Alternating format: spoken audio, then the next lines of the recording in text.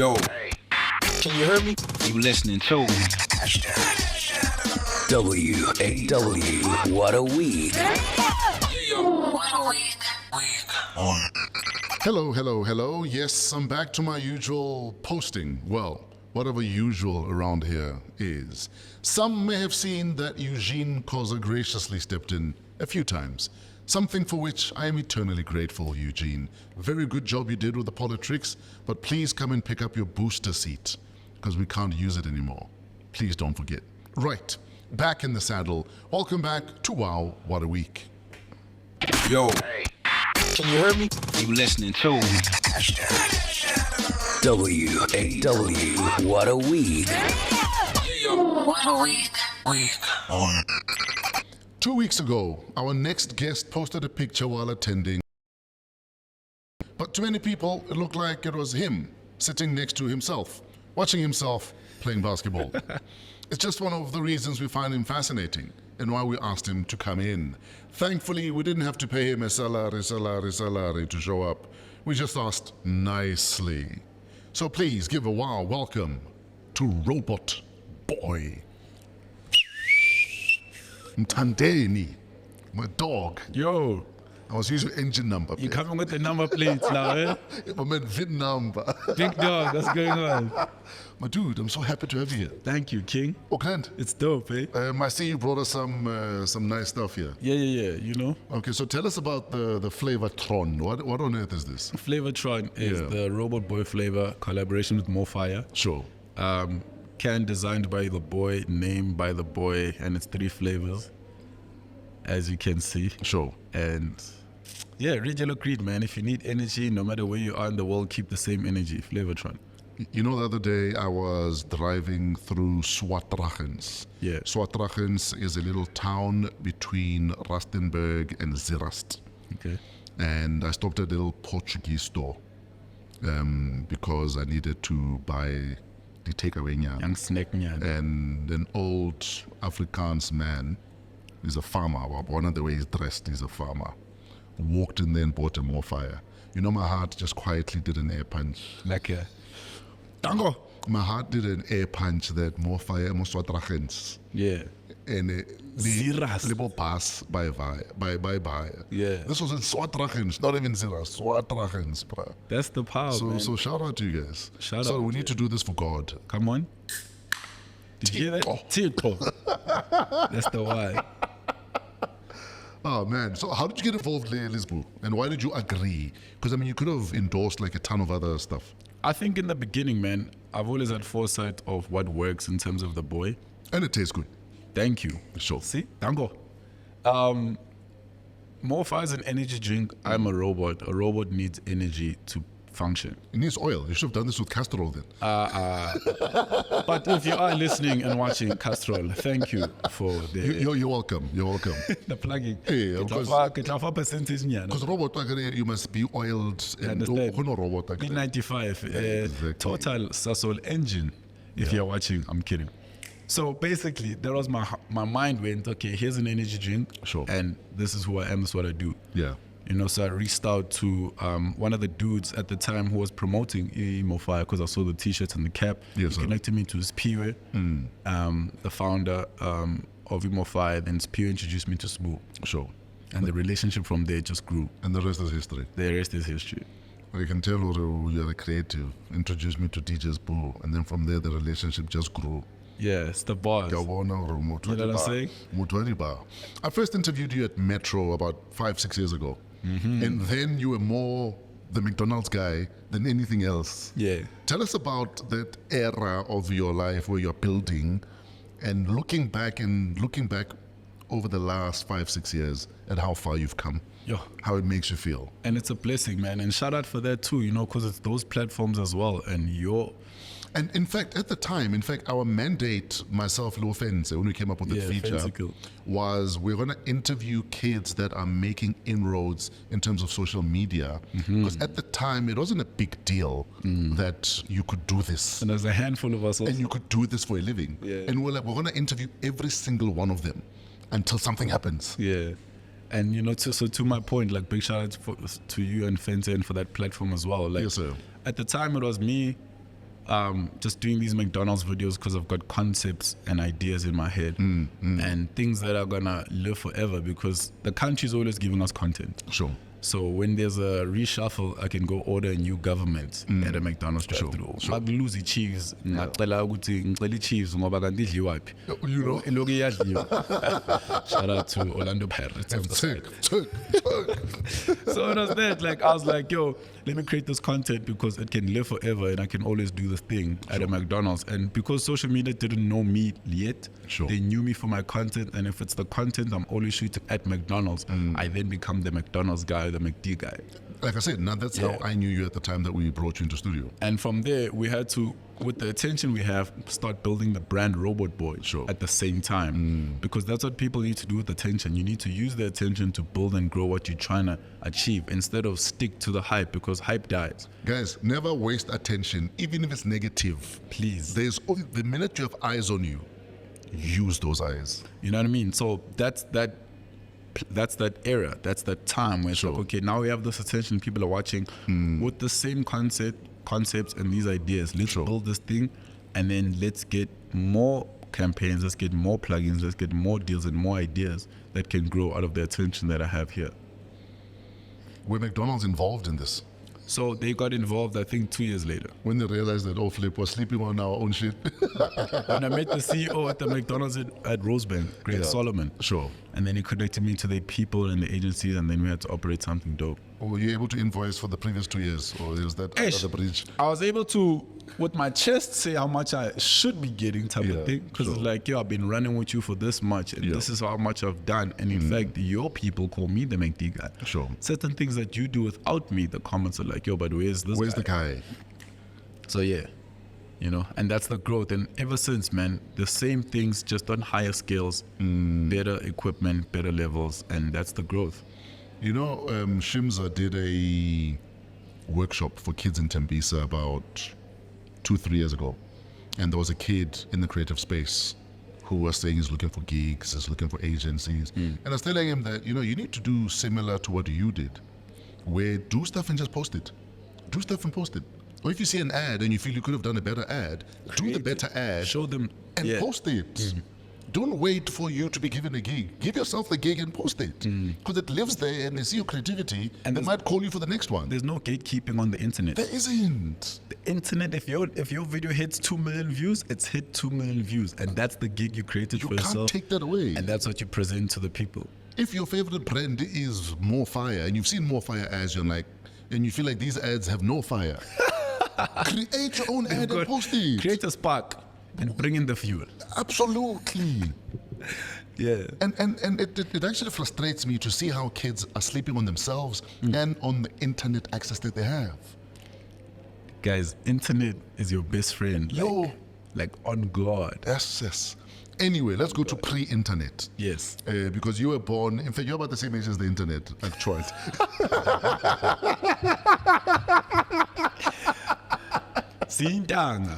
Childhood. Tell us about your childhood. Childhood, man. Childhood was crazy. I mean, only boy around. Sure. A lot of sisters, a lot of female cousins. Bone Pimvili raised them then in Asenaledi, Deep Clue Zone 5. Yeah? Were you aware of the legend the legend of the household you were born into? Not until grade 7. Sure. So, yeah, I'm just a kid living in a house, but I can see the activity, man. Like, Ringo coming to the house, these kids. I'm like, yo, why is Ringo pulling up to the house? Yeah. Abu Pesi pulling up to the house. And then by me saying not until grade 7 is because that was the release of Pops. Yeah. So that's where the shows are coming back. That's where the TV interviews, the radio interviews, Drum Magazine coming to the house. Sure. Bulletproof cars. So it's like, okay. Yeah. And then the Nelson Mandela story that everybody knows, I think. Those that don't know, tell us about Those that don't know. So the late Nelson Mandela came Ekaya to gift Ubaba with a fruit basket on his birthday. And as one does. You know what I'm saying? So you don't just get Nelson Mandela coming to your house and jail for fun. But obviously Ubaba Mzwakimbuli is the reason for that. And But you were raised in a very, as much as there was a lot of politics, a lot of stand up for your rights, you were also raised very Christian. Yeah. You were one of the leaders at your church even, where you were, you were one of the church, what was it? Like a cell leader. Yes, Yeah. like a cell leader. And I've learned reliably that there's not a child that was in your cell that is not excelling because of your leadership. How true is that? Crazy. That's dope. Like the thing is, in that breath, we just the vessels, man. Yeah.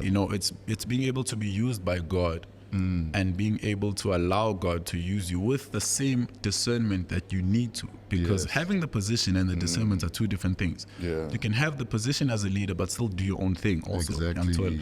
So for me, it was just being able to be the vessel that God uses, and everything that is for these kids I'm leading to be a voice and a direction from God so that it happens the right way.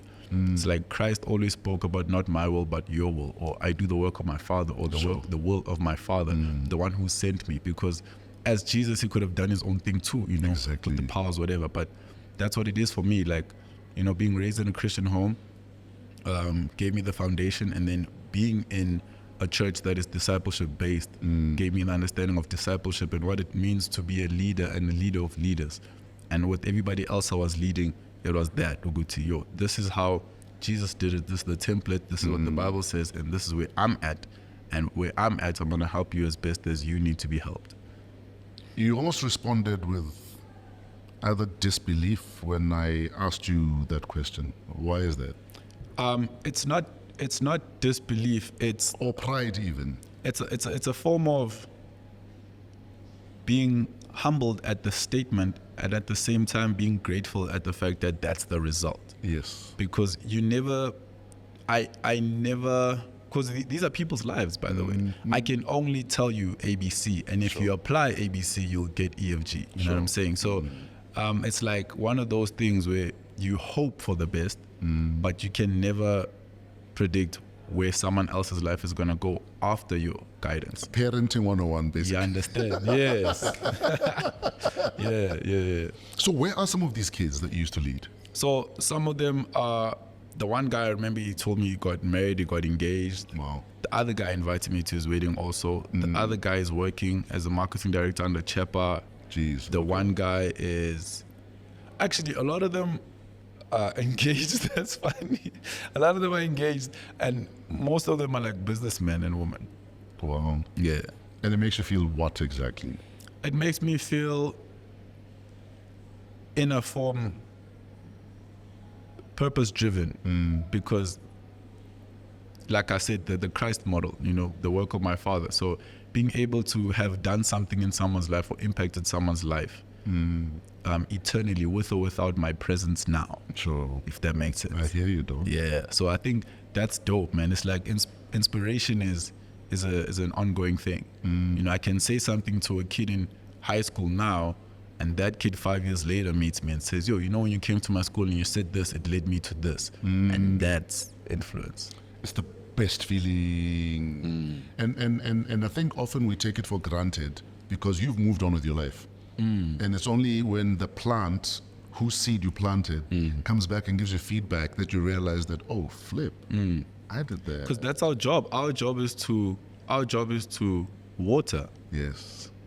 Your job is to water. In some cases, you do get to plant the seed, and then it gets watered by other people. Yes. You know what I mean? It's like me being here in this position with more fire. Sure. So maybe the seed was planted by Uspiwe, and then Smooth watered it. Yes. And then now here's the product. Yeah, so absolutely. this is the tree, this is the green type of thing, And yeah, that's what it is, man. Now, I'm told the kids, now adults, that were part of your youth ministry still move like you. That's dope. Tell us about that and how that makes you feel. That's dope. So I think to answer that, the cool thing is that the stereotype of being a Christian and not being cool is way past us, right? Nah, it's boring now. So I've always been the person to try to tell you that, yo, the Bible says come as you are. So firstly, you being in God and in Christ doesn't mean you have to change who you are. You're made by God. God knows you more than anybody else. But don't take a stereotype and fall under that path of, I'm going to be a Christian and being a Christian is boring. Being a Christian is cool. Sure. You see, and this is how I make it relevant to you. This is how I move. This is how I live my life. This is how so I've always applied the word of God in the teachings and me being a leader and leading the cell groups and the guys, but I've also shown them in my perspective and in my way too. Sure. So I think what you're saying is telling me, the guys were like, okay, cool, here's the Bible, here's the devotion, here's the fasting and praying, but at the same time, Umzi is also cool in this way, in this manner. This is how he approaches gigs, this is how he approaches people, this is how he approaches work. So I can also be this and there, because we are supposed to be the light wherever we are and wherever we go. So that makes sense, because I think besides applying the biblical applications and having a relationship with God, they also seeing how I've applied it to my personal life. And I think that's very dope. Would you say there's almost a revival of sorts in terms of Christians are becoming bolder? Kids are becoming emboldened in, why should I be embarrassed about that? I am a Christian. You know what I mean? Especially in a world where people expect it to be politically correct, and politically correct often means don't throw your religion in my face. So now people are almost all in their little corners. Unapologetic. You know what I mean? But there's almost a sense that people are standing up and saying, but this is who I am. Yeah. Come as you are, like you're saying. Yeah. Are you noticing that? I am. And the thing is, what's weird is that every other religion has been doing that. Yes. And every other person has been doing that but Christians. Sure. So it's like, why were we not bold in the first place? Why were we shy to begin with? You know what I'm saying? This is someone who died over 50,000 million years ago, but we're still talking about him now. So how relevant is Jesus now to then? So why not speak about him every day type of thing? And it's like the confidence, because the Bible also teaches us, if you deny me in front of your friends, I'll deny you in front of my Father. Absolutely. It's like you can't be a shy Christian. You can't hide what you're excited for. You should be sharing it. Also, already half. Yeah, it should also the lukewarm and the either hot or cold. Sure. It's like that thing is evidently seen, Uguti. There's nothing wrong with being bold, with being radical. There's a difference with Bible bashing, and I think that's where the discernment comes in. You know, because it's not about judging people or Bible bashing, but it's about being understanding of who you are and where you're at, and just the calling upon your life. You know, if God has given you numbers to be influential with those numbers. God has given you a specific talent with people. You know, be good with people and use those opportunities to be a light wherever you are. And that's what I'm seeing, and it's good to see, because it's what we're supposed to be doing. Absolutely. Yeah. So Cotton Fest is coming up, next week? It's the 6th of April. Yeah, Cotton Fest is coming up. We've lost Ricky Rick. We've lost Costa Titch. We've lost AKA. And they were all mainstays for Cotton Fest. But in terms of the losses we're taking as an industry, as a nation, how do you internalize those losses? Do they in any way influence your feelings of your own mortality? Like, yes, I don't know if you're hearing me. I got you. I'm with you, big dog. I think death does that to all of us, man. You know? Again, there's a Bible verse that speaks about, and I'm paraphrasing, it's better to go to a funeral than a wedding. So a death or a celebration, because the death will remind you and make you remember or consider your life.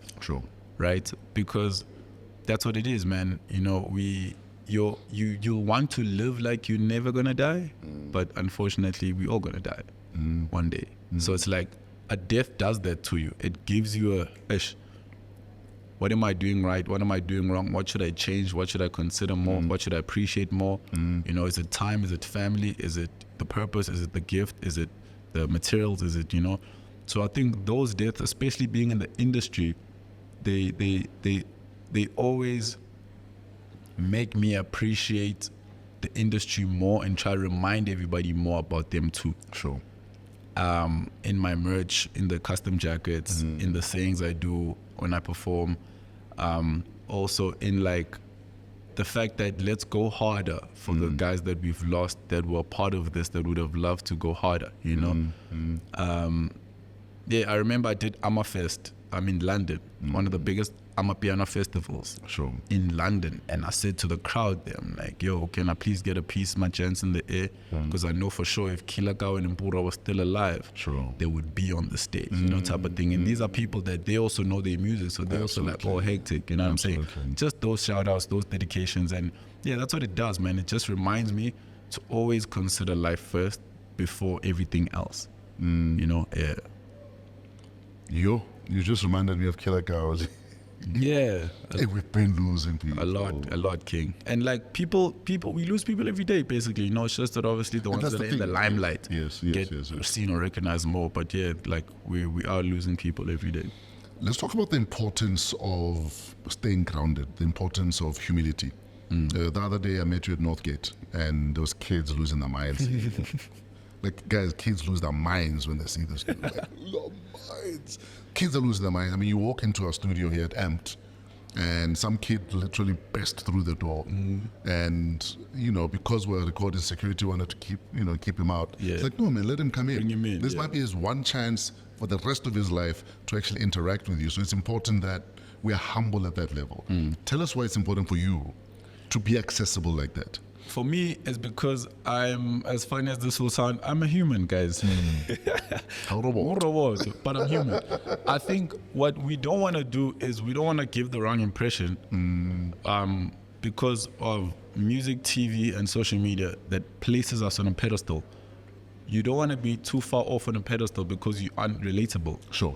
Because if you're unrelatable, you're almost too far gone, and then people can't be in the position that you're in. You know that thing of mawubuyile kasi? People go, bofunda nathi, bohamba la, bothenga la, bodla la, wase next door. Because we're from the same ground and the same hood, it gives someone else that same dream. Like anybody obukela ubungani izungu playing football overseas goes, yo, nami beng trainer kule ground lele, out to pay trainer kuyo. So nami, my dream is very possible because someone that is from here did the same thing. So for me, it's that, always reminding people, Luguti, I'm just as human as you. I just put in the hard work. So if you put in the hard work and you learn and you practice certain things, you can become where I'm at. And you don't want to be too prideful because everything I have is God-given. So I can't be prideful on a gift that wasn't mine, that was given to me. As if we're not clever. You understand? Like yourself. I wasn't born knowing all these things. Some of these things I learned on the way. So absolutely, it does make sense because there'll always be a better version of what you do. There'll be a taller person, someone with funnier jokes, cooler shoes, cooler swag, better dance moves, better. Everything I do, there will be a better version of. But there's only one of me. Sure. So that's the only thing I can hold on to. There's one Robot Boii, but there's people that can do what I do better. So don't ever be prideful with your talents and gifts because you can be replaced in any space and any time. And also, pride is the thing that dropped Lucifer out of heaven. Not lies, lust, fornication. It's like pride. So the level of pride, my level of reverence as far as pride is concerned, is very high. And I think just to add to what you're saying, because that's always my challenge to young entertainers, that not only is there someone out there who's faster, looks better than you, and works harder, are you willing to be a better version of yourself? Where now? You know what I mean? Because that's how you're going to stay in the game. That's how you're going to stay in the race. But stay ahead of yourself. But often we take so much pride in, I had that one hit, and then you bask in that one hit, versus I'm going to work so much harder that the person I was last week is not who I am right now. I'm going to do more. You know what I mean? I'm a bigger, better, faster version of who I was last week because I'm racing against myself. Despite the fact that there's other people trying to replace me, I must be trying to replace myself from last week. Man, Super Mega has a line. Always had a dream that I would be the Super Mega. On my second album, but they treat me like a legend. Listening to my old ish, that's my only pressure. City where the gold is, that's the holy Mac. Like listening to my old ish, that's the only pressure. That's the template. You know what I'm saying? Being better at yourself and understanding that your character will sustain where your talent takes you. Absolutely. You know, a lot of people have the talent and the talent shoots them up to a place or a level, but they fall and crumble out of the fame, the hype, the money, or the space because they don't have character. So for me, that's the biggest thing. Build character, and people will open doors for you because of your character. You'll go further because of your character. And yeah, character is better than talent, man. Have character and iba umuntu. But it helps that you have talent first, though. Yeah, no. Also, no. Guys, hard work beats talent when talent isn't good enough. Yes. But yeah, talent is always in the conversation, but hard work can get you there. Well, imagine if you took your talent and took it to school and then you gave it a bit of discipline and work ethic, be untouchable. Eish. Yes, you. Where na? If the shoe fits Cinderella, Wear it. put that shoe on. We're not procrastinator. Yes, yes. We're not lazy person. When I'll watch the podcast next week. We're not. I'll do this tomorrow. My dude, what are you currently working on that we can support? Currently, man, Flavortron, when you see it, buy 3 cans because it's times 3, you know what I'm saying? And music, man, the music is coming out. I'm doing dope features that I've never done before, Tell us about them. Tell us about them quickly. Which is another funny thing. I've had these people around me all my life, but I've never had music with them. And I think it's interesting because that's another thing. We've never said, because Kamumpela and I are brother and sister, we've never said, okay, let's get into studios Let's do tomorrow. something. Yeah, but now finally something's coming. So some of them I can't say, some of them I can. But yeah, me and Jazik are releasing my chance. Vibro Deep is also in the cut somewhere there. Yo. Shout out to DJ Lag. We're doing work with DJ Lag. Jeez. There's a song that's got but new upcoming guys that people need to look out for. Super Lupra. The song's called Kuma Kuma. Shout out to Leah Records. My Vest and My Silver, there's boys that I'm pushing to. Sure. That are fire with lyrics and they're young kids that have a dream. So My Vest and My Silver, the ×3 EP. And then there's merch. Yeah, the team store merch. There's clean merch. There's team merch. Online store. Check it out. Yeah, man. Basically plug and playing things that people have been asking for. Because a lot of the stuff, I've been such a person of giving that I've always almost slipped on stuff we can produce. Absolutely. So people are like, yo, you made yourself a chain. Can I get a chain? And I'm like, oh, this was just for me to say thank you to myself, So stuff like At that time, you could move literally thousands of those. Yeah, so Era by Zintle × Robot Boii, that's also coming soon with the jewelry. Yes, sir. But yeah, so there's a lot of stuff, man. But music, if anything, and support the dance culture, guys, because the dancing is carrying the music, the dancing is carrying the culture, the dancing is carrying the music videos. And most of the artists that are artists now, we all started as dancers, you know what I'm saying? And yeah, back then, being a dancer wouldn't be a thing. But now, if you tell your parent that you want to be a professional dancer, I think they can almost kind of see where it can take you. So yeah, let's support dancers. Parents, it's okay. Don't be on some show. What structure though, and a plan and a purpose, not just the show. And one thing we need to not sleep on is the fact that dancing has SA on the world map more than anything else right now. Yeah. Just from dancing. Just dancing. That's wild. Do you know what's crazy? I bumped into Major League, the Twins. Yeah. And that's what they told me. Yeah. And I'm like, you guys are traveling the world, killing the game on every stage, holding it down, holding the flag up. And the first thing you tell me when you're back in the country is, oh, boys, now when the dancing, boys, you must tell the dancing, operate something. Oh, the dancing, now you must go harder, boys. Now I must go harder, boys. I'm sorry, you even won the award at the trades. Shout out to you, boys. Now the dancing is carrying the culture, boys. And I was like, yo, shout out, that is dope. So the dancing, the dancers, shout out to everybody doing the most, man. I wasn't expecting that, so you killed me. The culture, man. South's on the map, man. Yeah. What other impersonations can you do? Other impersonations? Yeah. Yo, so they were saying I smell a weed. I'm out here in my kitchen, here my labels, The whole world go hear about this. Yeah. I don't know if it's me or what's good. We out here Shout out to my goat, man. That's my goat, man. I love MT, guys. Yo. So tell us, why did you post the video of you and your penis, MT? Tell us why you did that. Hey, y'all see that? My bad. That was his only response, actually, on the live. That's my goat, man. I was on that live. I said, my goat. But that's my goat, man. Yeah. Shout out to MT. Give us last one impersonation, then you can go. Last one? Yeah. Yeah, I'm trying to think. Now I'm trying to find the file. Are you a movie lover? I love movies, dog. Marvel or DC? Geez, I'm more Marvel, although I collected more DC comics. I'm loving the Marvel movies more.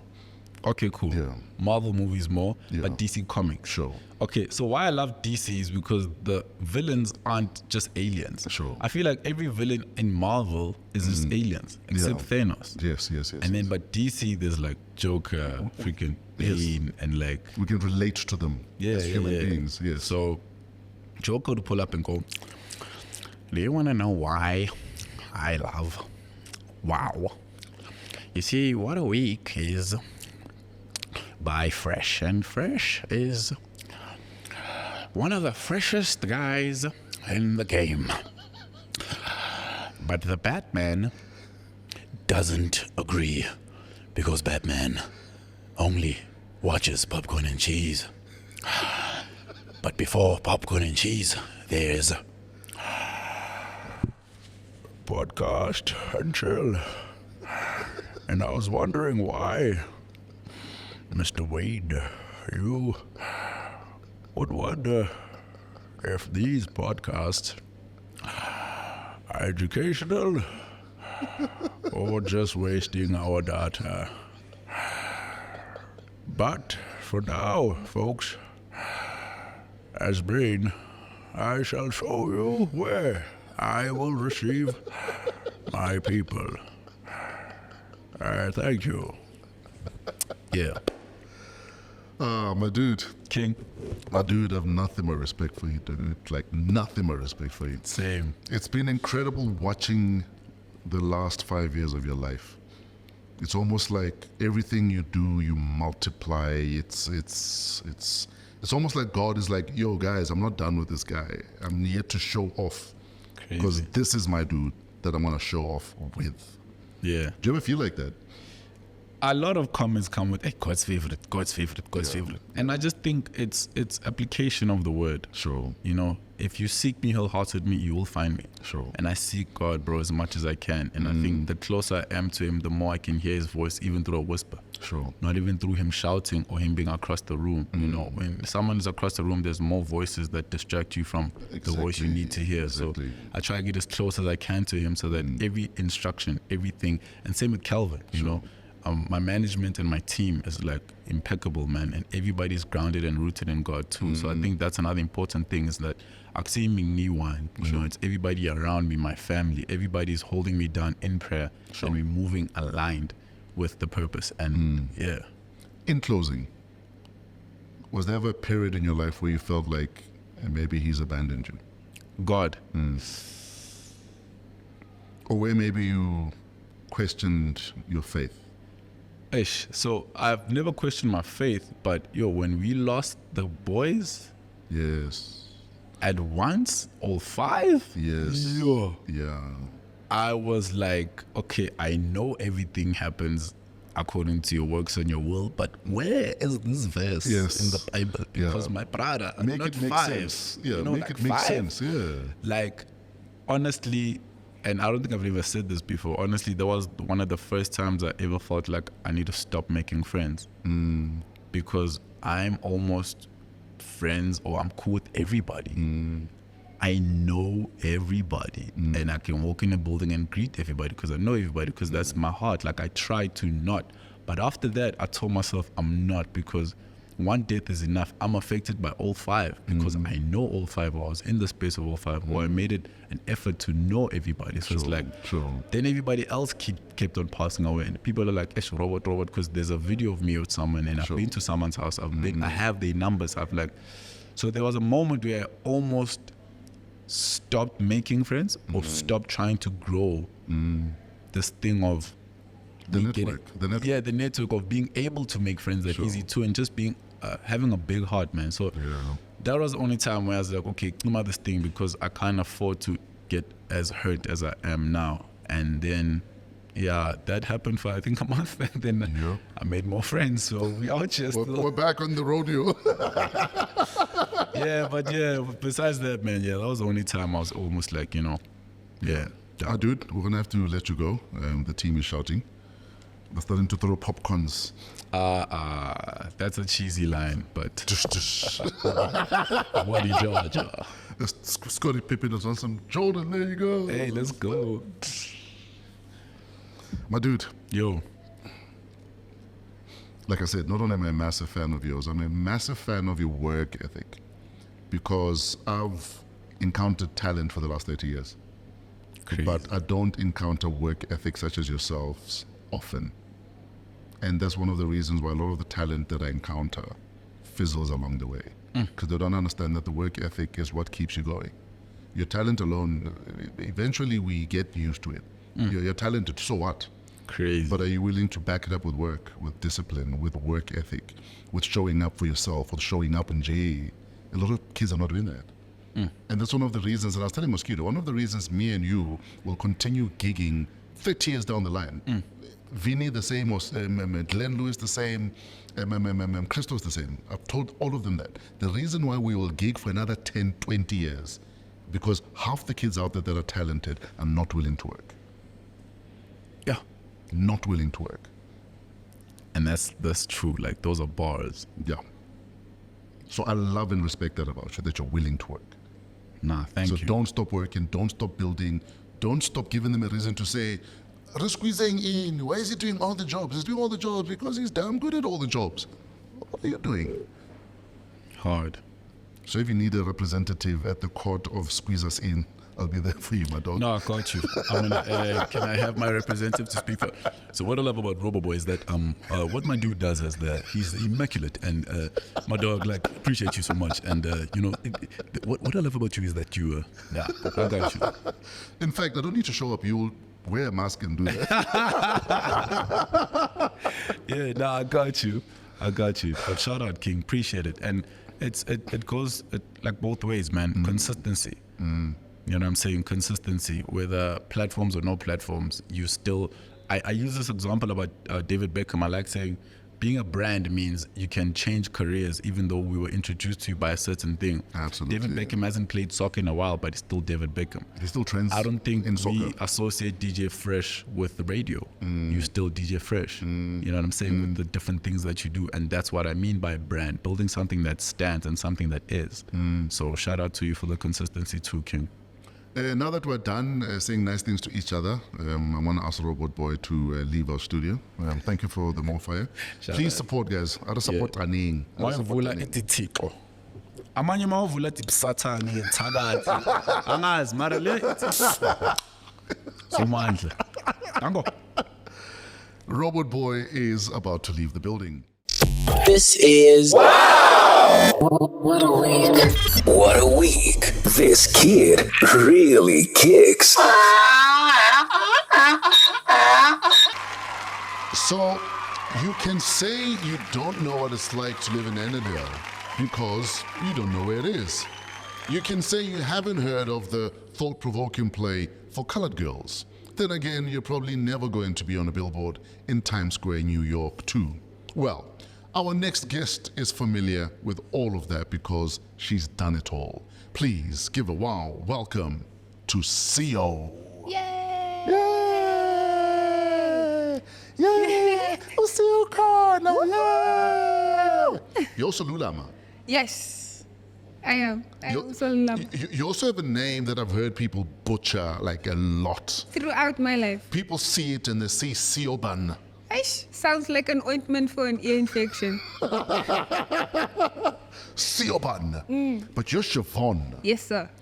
What is it with colored folk with exotic names that are spelt and pronounced differently? That you'll have to ask my mom. So my mom she met a nurse who in an exchange program from Ireland. Okay. And she saw this name and she said, should I get a daughter, I will name her this. So I'm named after an Irish woman I'm never going to see. So you could have been Sinead, and we're going to call you Sinead. Exactly. Or Sorsha. And I don't know how you butcher that. It could be anything. Yeah. Siobhan, welcome. Thank you, sir. I was actually also named after Irish dude Owen. My other name is Owen. Oh, We actually have a lot in common. that's wild. We're both like 100 meters tall. That's true. We both eat cables. I'm not eating a cable. It just jumped into my mouth. I mean, that happens. When else did you eat a cable? I haven't had one in a while, but they tasty. I'm sure they are. So you're a model also. Yes, sir. And you walk like one. Yes. Like you look like one of those women that never slouches. I actually do have the worst posture. I just like when I'm during the people, I sit properly and stand Also, you properly. remember chest out, Yes, I'm stomach just out. like, ish, people are watching. I'm not at home because at home I'm just like, Absolutely. Yeah. If you were to meet a 5-year-old Yes. and they were to ask you, Auntie CEO, what do you do? What do you do? What is your 30-second elevator pitch? Sure, to a 5-year-old. Yes. I think I'd just say, Nana, I'm a storyteller. Yeah. I tell stories in as many ways as I can. Okay. So I've just told you the story of me, Sure. and you've just told me the story of you, and that's what I do. Where did you say your story became a big deal? Your story. I think it popped off when I decided to take ownership of my voice. Okay. Because I grew up in a community that praises the belter, that Okay. praises the big voice, like Mariah Carey. You or must sing like something Mariah or Whitney, basically. Yes, you need to do all of those big runs and those big The notes vi-fis and the... all of the things, the Yes. musical gymnastics. You must cut them. You must do the music that Eddie Zondi would play on Metro, That's basically. it. That's it. And I don't have that voice. But like I Absolutely. sat in my voice, and then I got noticed for not only how I told stories and Okay. and just my voice, and that was like, okay, this is unique.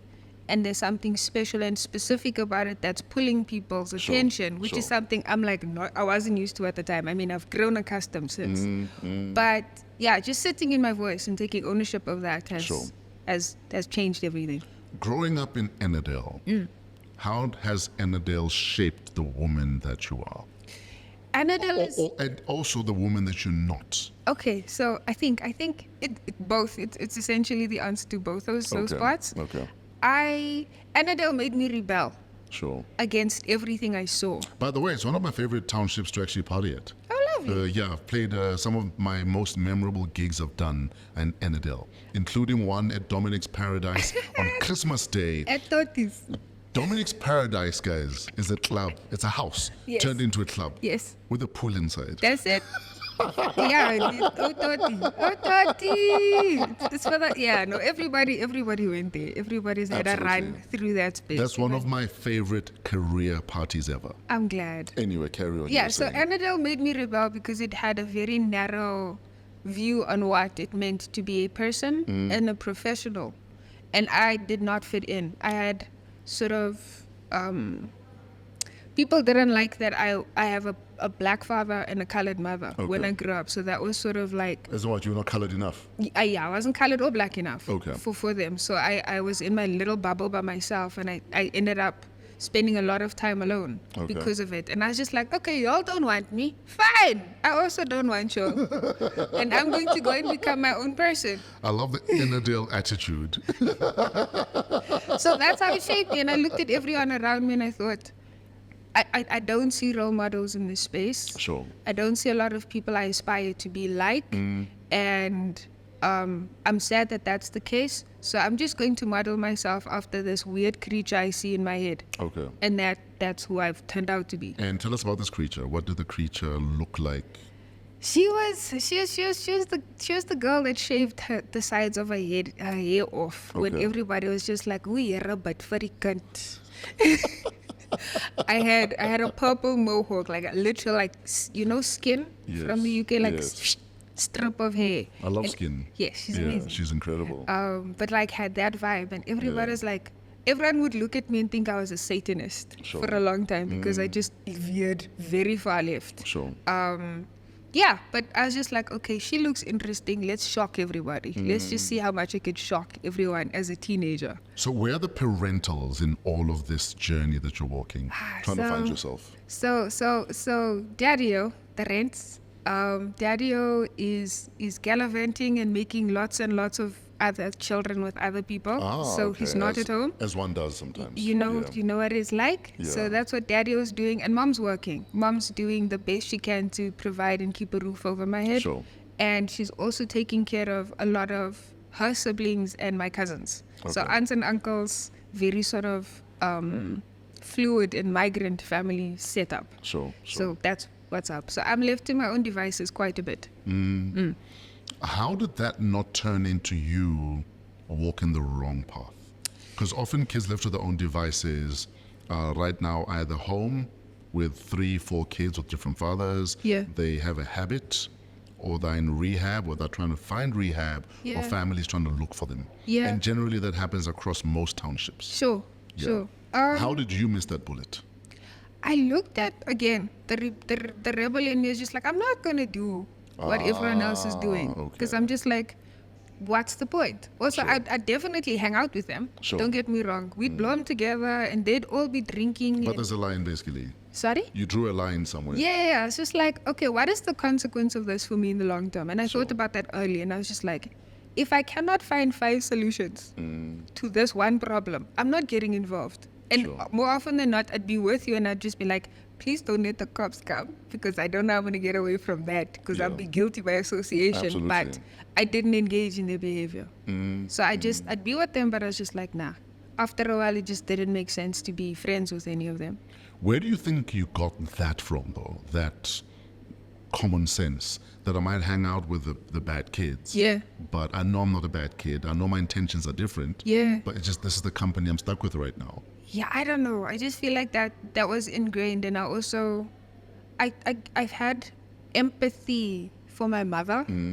I didn't want to cause her trouble because I Okay. saw my dad put her through the ringer, Sure. and aunts and uncles and cousins put her through the ring, and I was just like, I don't know. I don't want to make your life harder than it is. So I decided not to engage. Because the reason I'm asking you, because I went through a period where, similarly, I was almost seen as the uncool kid. Yeah. So when kids in the boarding house were sneaking out to behind the chicken coop, we had a chicken coop at our boarding school, Yeah. to drink alcohol, I was not interested, for Sure. instance. The only thing I wanted to do was to sneak out of the boarding house to go to a club because I was a DJ from the age of 13. Okay, Like yes. that's as far as I was willing to go. Sure. But when the Oaks wanted to smoke, wanted to drink, wanted to do other things. Yeah. Often I was like, my line is here. Yeah. And sometimes you lose friends because of that. Facts. Sometimes you're seen as not cool because of that. Facts. But I realized that if you know exactly what you want and not want, Yeah. often your path stays exactly what it is you dreamt your path to be. Facts. Yeah. Facts. Same. So I often, I mean, there were lots of times when I was left home alone. You could have had a house party. Yeah. You could have had boys over. I did. Oh, you I did? did have Okay. house parties, and I Okay. did have boys over, but they were not in me. Yes. They're in the house. They were in the house, but not in me. So I had a lot of like male cousins as well. Sure. So they would stay with us whenever life was rough for their moms and sure. dads. And the boys always had the girls over, and they closed the doors in the rooms and they do what they did. Sure. And I'd just be like, my mother's poor house. Oh, Sure. shame. We must get incense and cleanse the thing. Bra, wash the sheets, please, my G. Wash the sheets. But like, no, I never engaged in that. And everyone Sure. is like, you lie. And I'm just like, you don't have to believe me, bruh. You really don't. But I'm just not going to avail myself to that energy. And I also very early understood, I don't know how, I feel like I'm an old soul in some ways. But like I understood that there's an exchange of energy within sexual engagement. Indeed. As a kid. And I was Yeah. just like, bruh, I don't want to carry you and all of the people you slept with, skak. Yeah. in me. I'm just like, I don't even know I'm gonna cleanse that as a kid. And I was just like, no, miss me. No sage can cleanse Miss me. I don't need it. It can pass. Thanks very much. So that was my vibe as a kid. Looking back at mom's sacrifices, the shit you say mom went through, Facts. and the empathy you felt for Ma, and that is one of the reasons you tried to stay on the straight and narrow. What would you like to say to Ma right now about everything that she's been through, gone through, and sacrificed for you? Thank you for allowing me to be myself without apology. Yeah. Thank you for doing your best to keep me alive. Thank you for providing everything that you've done for me, and also thank you for giving me the freedom to be myself and not imposing a hectic career on me. Thank you for saying, my child, I'm a nurse because I had no other option. Sure. And I'm not inclined to be a teacher, so I chose nursing, and I clearly have a calling for it, but I don't love this work. You live in a world where you have the freedom to do what you love. Sure. So please go do that. That's the greatest gift she's ever given me. So I'd like to thank her from the bottom of my heart for that. Although we have a very contentious relationship and it's difficult, but thank you for that. Where do you guys clash with Mom? We clash on everything, Fresh. Yeah. Everything. Like it's difficult to be a brown child. I don't know if you've had this experience, but like I don't know if it's fair to say it, but a lot of us are born to be our parents' retirement plan. And I feel very much that way. I think it's like that with a lot of kids in the hood. Yes. Where you better work hard because I want to stop working. That's it. Yeah. That's it. And you need to be available to take care of them. And I'm doing my best in terms of like what I can provide financially, but I don't have the means to be there in person. So that's tricky to do both. Because if I am there in person, then I don't make money. Sure. So mom and I clash. What's on the that. biggest blowout you guys have had with Mom?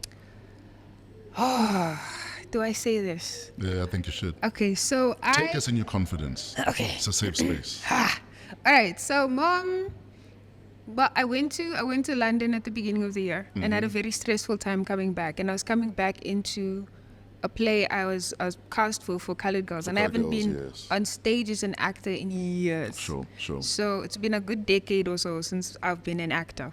So I'm walking into this incredibly huge acting job that I've done. It's the first time I have a boss in ages. So I have somebody to report to, and that's terrifying because I've been a freeloading freelancer for as long as I have been. Sure. And mom's got a couple of medical conditions, and mom pretended to be dying in order for her to get me to do what she wanted. You're kidding. I'm not. Oh, wow. And she did that on my legend. second day. But I was dark, and I was just like, Ma, how could you? Yeah. That's dark. I could have lost this job, and it's important to me. All lost your mind. Yes, I had to like literally be like, I was late on the first day, which is a very bad impression in my opinion. Sure. And then because of circumstances out of my control, my flight was cancelled or delayed. I think it was delayed. Sure. And then I had to spend an extra day in Abu Dhabi. Jeez. And then come and it's not like you're in plane. Abu Dhabi shopping. So No. you're in transit. I'm there, I'm just like, guys, I want to go home. I've got to start rehearsals tomorrow. And I walked in like half a day late Jeez. for that. And then the next day, my mother's and everybody around mom is calling me saying, your mom's not all right. CEO, my aunt is saying, your mom phoned me. She said she's dying. Jeez. And then I go home and she's chilling, eating noodles. Chilled. And I was just like, what? Wow. I was blown away. I was absolutely blown away by that. So that's the biggest blow we've had. So now you do a lot of traveling, and one could argue that overseas has probably started showing you more love than we do. Yes, absolutely. Tell us how that makes you feel. They're like, I must leave earning food. In short. No, but it's really great. It's really great because it gives me a whole new audience and a lot more appreciation for me without having to conform to what South African popularity standards are. So I Yes. don't have to do I'm a piano to pop off. Absolutely. But I need to do it here to pop off. Well, to some extent. But yeah, that's the most popular genre in the country. So it's taken over everywhere. So if you're not in that space, you kind of are in a bit of a murky spot as an artist. But hasn't deep house kind of been sustainable for you? Always. Yeah. It's like, it's an underground sound, Absolutely. but it's got the most loyal fan base. Yes. And it's full of gentlemen, which I Yes. appreciate. Yeah, Because the rest is just like, oh, nimhlapa, nyangtusa, ay, ay. But like for the most part, yeah, very cool, very loyal crowd. When did you realize that, wow, I'm becoming a global name in terms of the dance scene? I got a billboard in Times Square. Yeah. That was stupid. I was just Okay. like, I'm from Ennerdale. How the hell did that happen? Sure. But like that made me go, hold on. Sure. I'm being taken note by at this magnitude in this space. And I've never been to New York myself. So that was incredible. So that made me go, okay, you may want to think of expanding. And that was during lockdown, so we couldn't travel at the time. But just Absolutely, like, yeah. you may want to think of expanding and thinking of yourself as somebody who needs to be outside of South Africa a lot more than you have. So, yeah. Yeah. Now, before we carry on with the interview, because I want to do this now before we run out of time, For sure. because my management are very, very managerial. We normally play a song when we have a singer. Uh-huh. It's called The Musical. Okay. So SIO, the musical. Yes. Where you imagine, you picture your life as a musical. Maybe it's on Netflix. Okay. Maybe it's on stage even. Okay. And where you are the steering, obviously. Of course. And because it's a musical, there will be music. That's cool. So I want us to picture SIO, the musical. Uh-huh. And start right at the beginning, the song that you'd say punctuates what your childhood was. What is that song? It would be Jabu Kanyile Tatumkaya. Yeah. Mkayalo, I don't know, I Yes, can't remember the Mkayalo, name, but yes. that song. It played on TV all the time with my mother and them, so yeah. My mother really loved that song. Yeah. And then when my dad was around, that would be a song that would play a lot. There's so much more music, to be Yeah. fair, but that one just makes me think of my childhood. Are you able to sing it for us? I'm looking for my woman today. A woman with the looks of Buntu. I'm looking for my perfect woman. A woman I can trust truthfully. Say a love like a baba tree. So originally, Tatum Kayalo. Wam Tata, Tatum Kayalo. I think. Wow. More or less. You know, I love your voice because it is just so different. Thank you. It's the only one almost. Thank you. I appreciate that. Is it a superpower or is it sometimes a curse to have a voice that is that different to the others? Like you were saying, even in Ennerdale where you grew up, Yeah. you expected to sing like Whitney, Yeah. to sing like Mariah, Yeah. but you were like, I don't sing like them, but I Yeah. do sing. Yeah, I sound like I was kicked out of a jazz club in 1955 somewhere in New York at some point. But yes, And you walked out singing anyway. it was so bizarre. That's how my singing, like when I sang for myself, that's how it sounded. Because like I sang in church choirs all the time, and they'd always choose the belter and the Mariah Carey percent. Yes. Yeah, good for you. But then I'd always be in the chorus. Yeah. But like, yeah, it in that context, when I was a kid, I always felt like I'm not appreciated. Sure. But then I wrote, and when I started singing for myself, I sounded like this, and it's been a complete blessing. It's I don't warm up my voice, and everybody's like, "See, what do you mean?" I'm the worst person to come to ask for like singing discipline. I just, you tell me to sing, I'm going to sing now. I don't warm up nothing. I just gooi. You don't like gargle with No, I'm not like warm sherry. I like being in theater again. I was like, oh yeah, people warm up their voices. Yes, and fafa, okay, kaka. okay. What All is of it those things. what is it when you have a stutter? Yeah, there's an exercise you're supposed to even do. Like fafa, kaka, safa, or something. So you do like a consonant run, I think Yes, it's yes, called. yes, Yes. yes, So you have to yes. do those things. But I was just like, oh yeah. By the way, guys. But like, no, I don't. So I'm terrible in that sense. So I've got two incredible gifts from the Most High. Sure. They're two things I call God flexes in my life. Sure. The first God flex is this voice that sounds like no one else. And then the second God flex is my pen game. Sure. Yeah. So you write like All the time. God is showing off. I'm just like, Lord, thank you for the words. Yeah. You're great. Absolutely. Yeah. As a writer, though, Mm-hmm. do you not find sometimes that you can't switch it off? Yes, all the time. That it's almost like when you play Tetris for half the day. Yeah. When you close your eyes to sleep, you just see these Yes. shapes falling. It's Does so- writing do that? Yes, like that time when you just got into the shower, you just got wet, Yes. and then writing comes, and you're just like, brah, I mean, why don't you write on the steam on I the can't, shower it's door? gonna go, and you're just like, fine.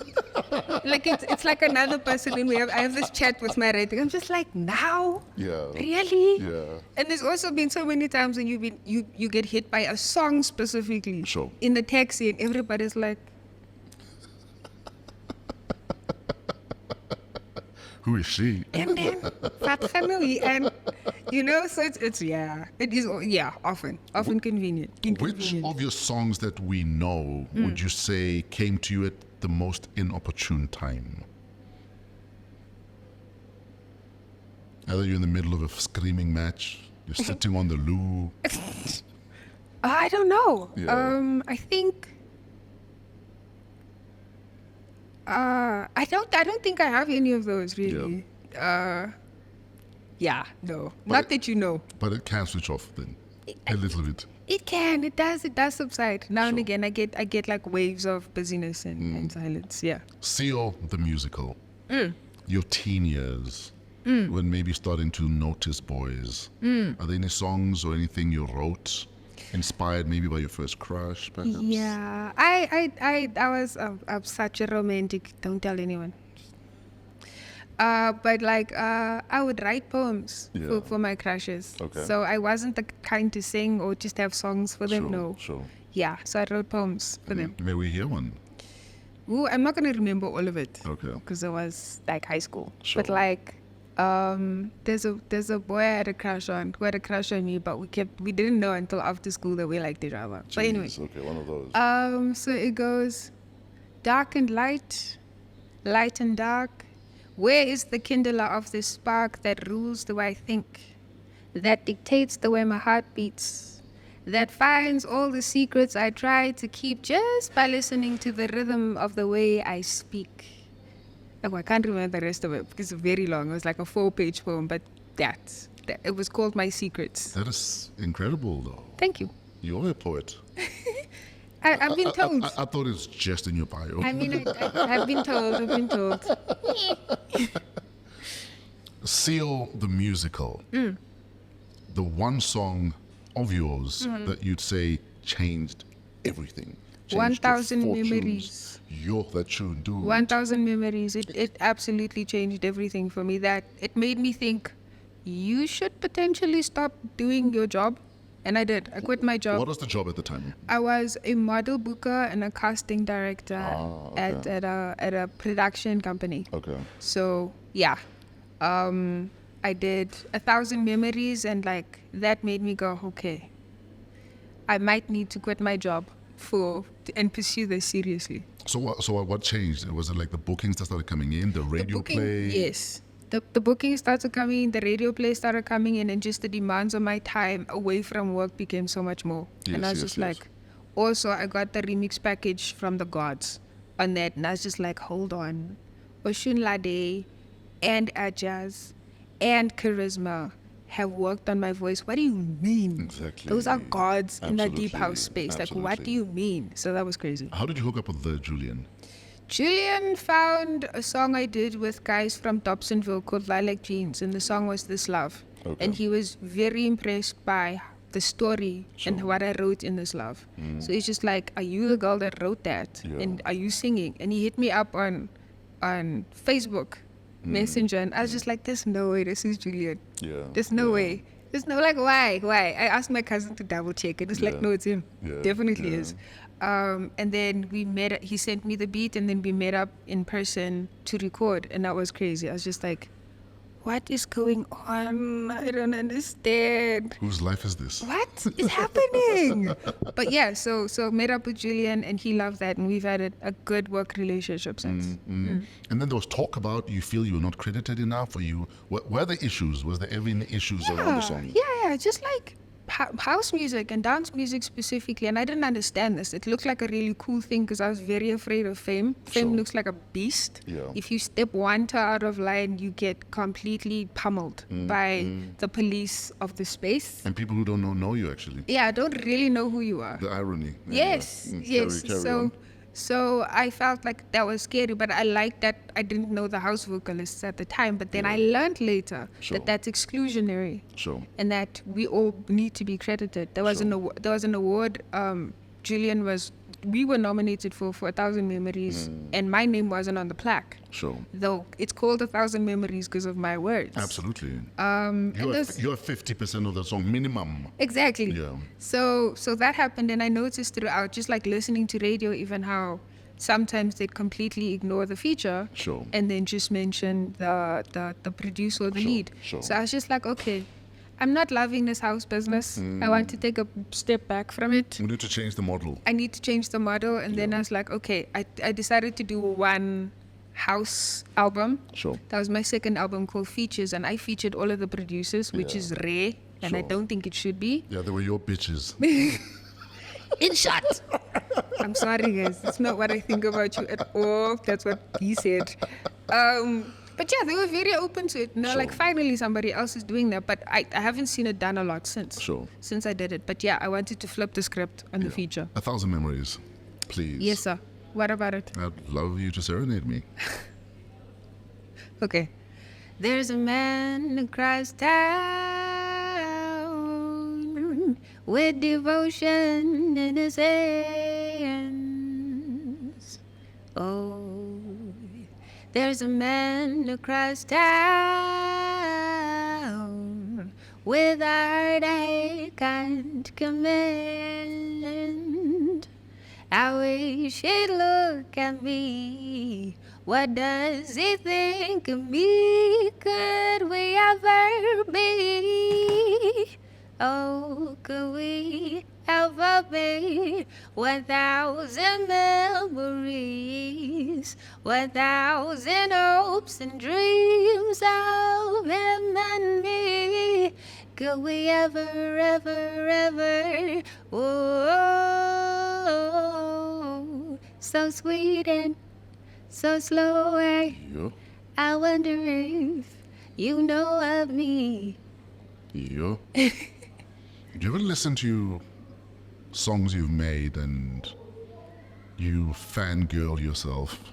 Yeah, there was one time where that happened. I was like, and I didn't recognize my voice on the song because I hadn't heard the song in over a year. Yeah. Well, close enough, because I was working on a song with FKA Mash. Yeah.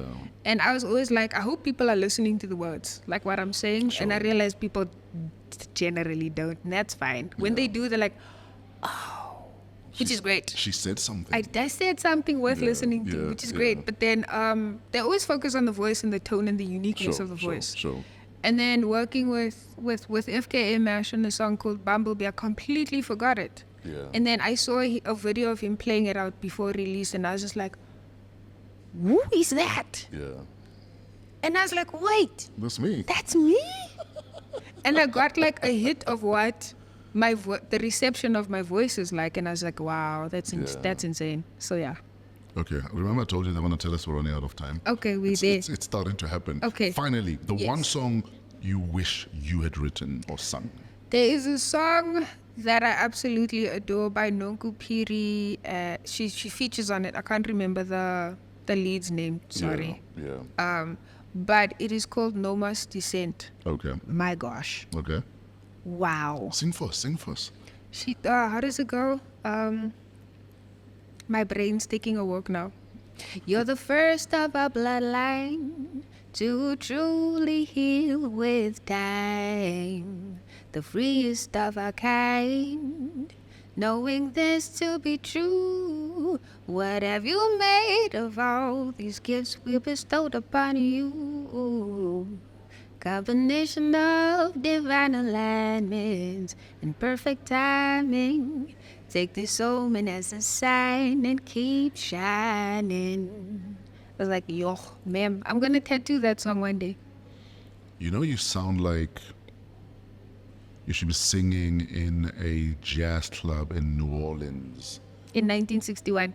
I was thinking like 1945. Close enough? As World War II is like brewing and bubbling under, there's this club, but because of segregation, they're like, but fuck, we need to get her in here. Yeah. Because she's the only voice of the time, and they get you into this club. Whoa. And it's all smoky, and it's that's where I see you. Amazing. It's geez, dude, you're different. Thank you, sir. You're different. Thank you. Yo, guys. Anyway, we have a voice note for you, by the way. Okay. Yeah.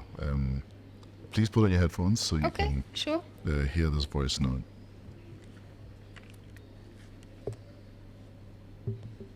Can you hear everything? Yes, I can. Okay. What's happening? This is Kid Funk, and I got this message from Freshest Team to just give you a little bit of a insight as to how I met and how I discovered SIO.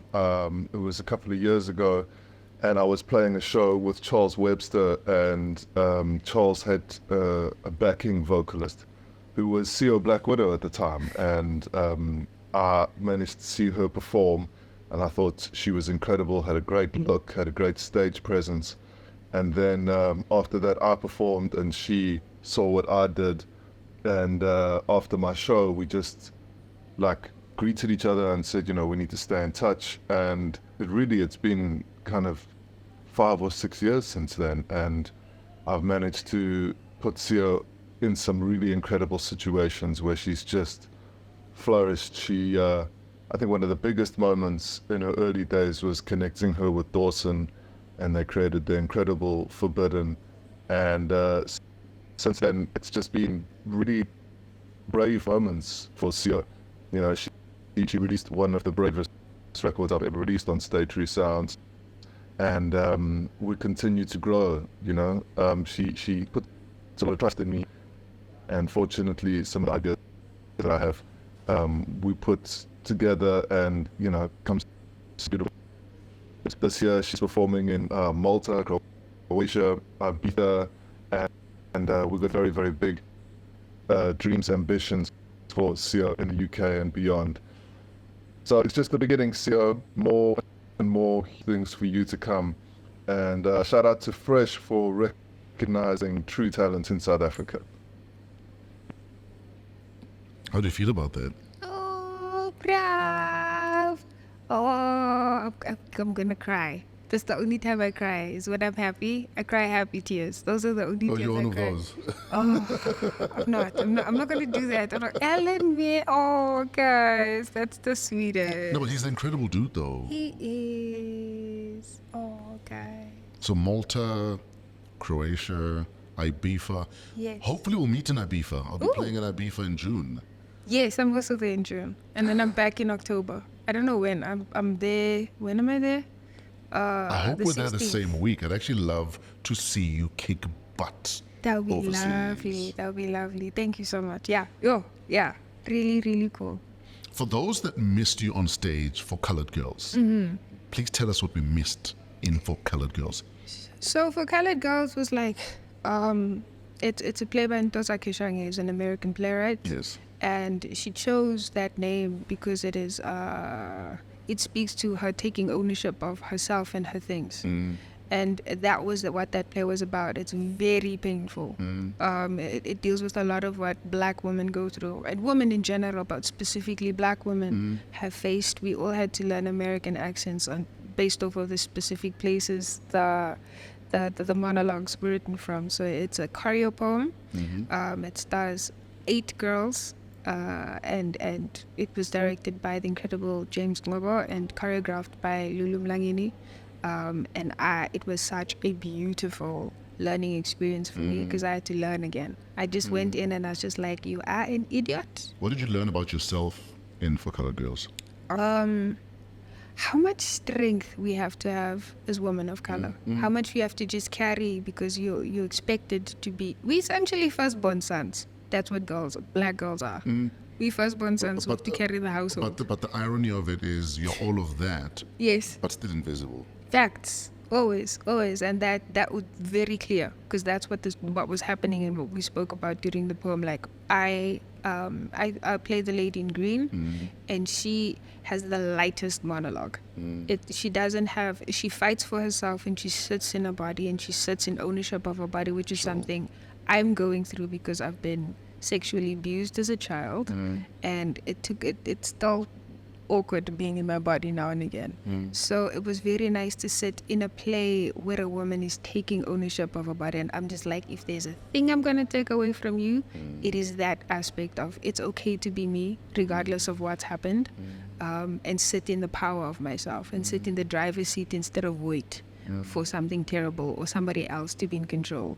So there's very much that. It was very lamenting. So lots of pain and lots of crying and lots of rage, but nobody felt sorry for themselves. Sure. So that's the thing I loved about the play. And everybody who saw it loved it. We got standing ovations from people like Silo Makega and Mobia. So I was just like, Yeah, my 15-year-old daughter went with her mom. Amazing. Because we're like, she has to watch this. Yes. It's important that she watches Yes. this Yes. as she goes into her womanhood. Yes. Very And important. she was blown away. Yeah. Incredible cast. I was among such incredibly beautiful, talented, intelligent, deep woman. What do you say to a man or a woman that was sexually molested as a boy or a girl and is struggling to adult because that child back there is still in hurt. pain? Yeah. Based on your learnings and your journey. Forgive yourself. And there's a lot of shame that's attached to it. There's a lot of like darkness and pain. You feel like it's your fault. Like you may have called it, you didn't. You didn't do anything wrong, and there's nothing for you to feel gross and guilty and dirty about, which is something I felt. Lots of like dirt and guilt and ick. And I still kind of do feel that. And it's okay that you feel it. Healing isn't linear. You will go through phases of light and shade, and you'll get hit by it, like you are on Mount Everest and you're being trapped. And there's times where it's a breeze. And it's okay. You don't have to identify with it too much. It's difficult. I get it. And if anybody makes you feel cack about what happened to you, because that's something that's happened to me. I was with a man who made fun You're lying. of. He You're did. lying. He Oh, made wow. fun of my sexual abuse and my rape. Oh, wow. Literally. I was like, that's shocking. But don't let that get to you. Just also like, if anybody makes you feel like a piece of shit for that, they're not supposed to be in your life. Absolutely. And give yourself room. Give yourself as much room as you need. There's no one way to There's do no things. formula. There's no formula. We're all like on a rock flying through space. It's okay. You are allowed to not know. It's okay. Isn't that the beauty and also the scary thing about this thing? Yo. That 8 billion of us on this rock, We and flying through we're all space. just winging it. We don't know. There's no handbook. There's no handbook. Yeah, there's no handbook for sure. It's crazy. Oh man, Sio, I could chat to you the whole day. Massive I think you're an thanks. incredible woman. Thank you, sir. I was a fan of your work. Yeah. I am now a massive fan of the woman that you are. Oh, So thank you've got a you. brand new fan I appreciate it. beyond the music. I've also been a fan, so it's mutual. I think you're an incredible storyteller. Thank you. I think the world needs to hear your story. More of the world needs to hear your story. And I think South Africa needs to wake the huff up Yeah. to the woman that you are. We give thanks. They will. It's all right. So shout out to you. Massive thanks. Guys, CEO is about to leave the building. What a woman. So, bunnies. Easter is here with more reminders. Yes, including the Easter bunnies. Reminders to keep all your eggs safe, no matter what kind. To watch the sugar intake, to try and stay away from nails, thorns, or any sharp objects. And since you don't know which one will be your last supper, to enjoy as many of them as you can. So not just a Good Friday, but a good and WAW week ahead. Shout out to AM Studios. This is where we are right now. Africa Podcast Network. We are family, baby. Pezulu works for the cinematography. Otis the Flo Fraser for all of the imaging. And our guests, SIO and Robot Boii. Shout out to our creative producer, Kuvesh Mohan, and our show producer, Keleso Mudisa King. Email waw@africapodcastnetwork.com.